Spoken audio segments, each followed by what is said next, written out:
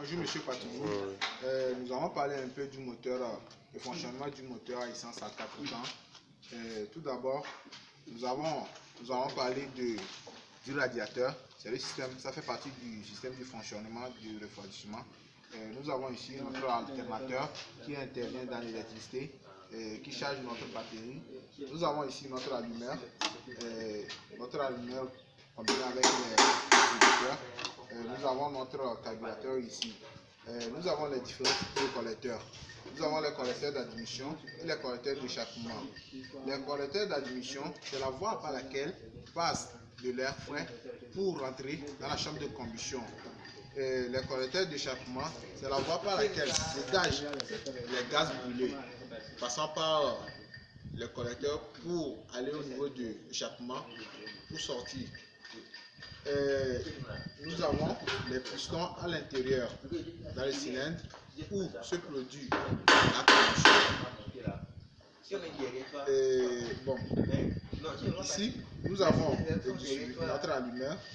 À l'intérieur, où se trouve le rotor qui permet d'envoyer les étincelles aux bougies. Et les bougies, étant présentes dans la chambre de combustion, donnent des étincelles pour enflammer le mélange. Et donc, nous avons plusieurs fonctionnements sur le moteur, comme nous venons de parler. Nous avons le radiateur équipé du ventilateur qui permet de refroidir les éléments, la chambre de combustion et certains éléments. Et nous avons les filtres qui permettent de filtrer de l'huile. Sur le moteur, nous avons les différents types de filtres. Nous avons le filtre à essence et le filtre à huile.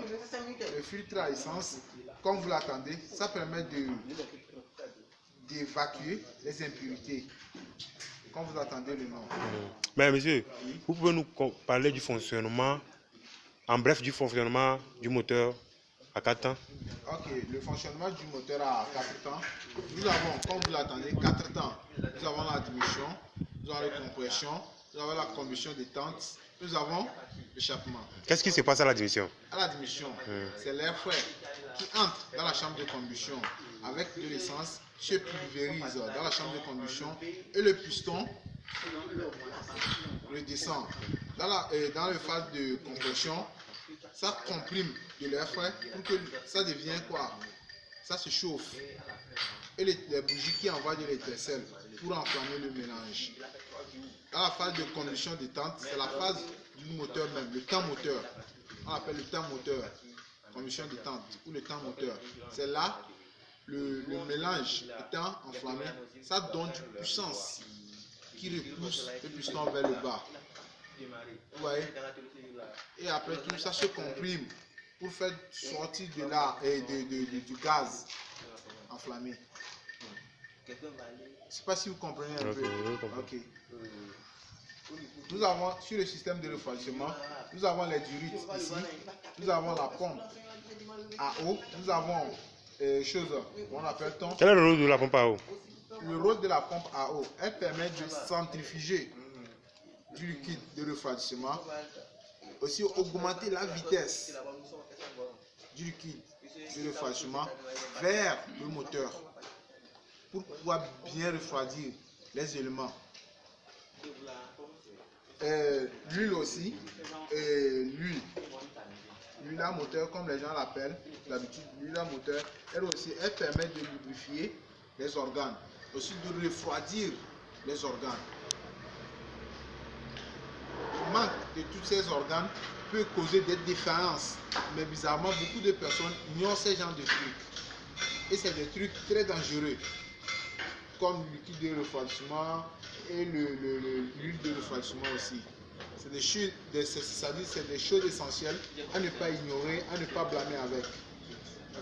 Merci monsieur. Donc nous avons encore un autre moteur devant nous. Ça c'est quel type de moteur? C'est le moteur diesel. Ok, vous pouvez nous parler du fonctionnement de ce moteur? Oui, le fonctionnement, c'est les mêmes trucs. Ça fonctionne à 4 temps, comme le moteur à essence. Mais là, la différence c'est où? C'est ici. Sur le moteur à essence, il y a les bougies qui envoient les étincelles. Mais ici, Nous avons les bougies de préchauffage. Les bougies de préchauffage, comme vous attendez. Préchauffage, avant. Donc, ça envoie, ça permet de mettre la chambre de combustion à une température donnée, à un degré donné, pour que si le gasoil arrive au niveau de la chambre de combustion, ça puisse s'enflammer. C'est l'auto-inflammation au niveau du moteur diesel. Sinon, le reste, c'est presque les mêmes. Aussi, ici, nous avons les injecteurs. Maintenant, la technologie étant évoluée, sur certains moteurs à essence aussi, il y a les injecteurs. Nous avons ici notre ventilateur qui intervient aussi, qui assiste au système de refroidissement. Nous avons l'alternateur, comme je vous avais montré de l'autre côté. Les collecteurs d'admission sont presque les mêmes. Et ici, c'est la pompe assistée. Quel est le rôle de la pompe assistée? Le rôle de la pompe assistée, et elle permet d'envoyer de l'huile au niveau des organes de direction. Ça permet de réduire,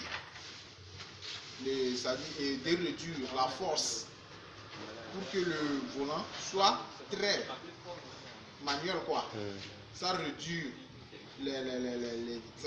ça assiste quoi, le volant pour ne pas, en cas de défaillance et autres.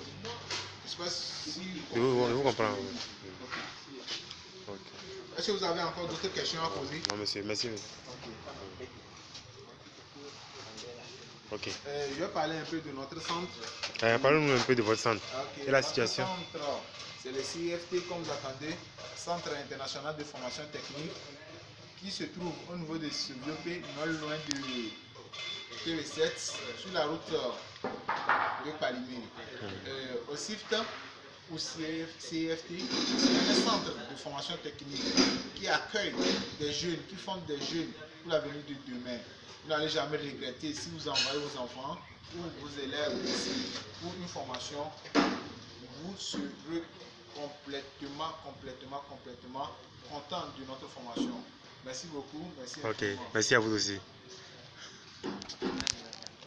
Moi, j'ai dit.